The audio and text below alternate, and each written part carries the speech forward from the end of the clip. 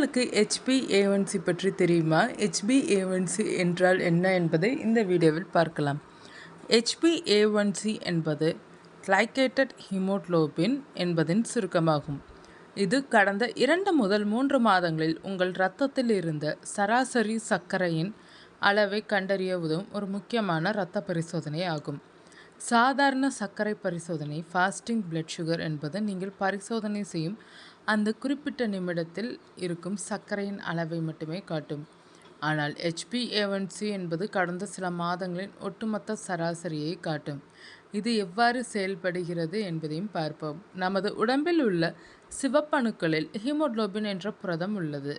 இரத்தத்தில் சர்க்கரையின் அளவு அதிகரிக்கும் போது அது இந்த ஹீமோகுளோபினுடன் ஒட்டிக்கொள்கிறது. சிவப்பணுக்களின் சராசரி ஆயுட்காலம் சுமார் 3 மாதங்கள் என்பதால் இந்த பரிசோதனையின் மூலம் கடந்த 3 மாதங்களாக இரத்தத்தில் எவ்வளவு சர்க்கரை கலந்திருக்கிறது என்பதை துல்லியமாக கணக்கிட முடிகிறது. HbA1c அளவுகளின் விளக்கத்தையும் பார்க்கலாம். இப்பரிசோதனையின் முடிவுகள் சதவீதத்தில் குறிப்பிடப்படுகின்றன. சாதாரண அளவு 5.7% குறைவாக இருந்தால் நீரிழிவு நோய் இல்லை என்று அர்த்தம். முன் நீரிழிவு நிலை 5.7% முதல் 6.4% வரை இருந்தால் எதிர்காலத்தில் சர்க்கரை நோய் வருவதற்கான வாய்ப்பு அதிகம் உள்ளது என்று அர்த்தம்.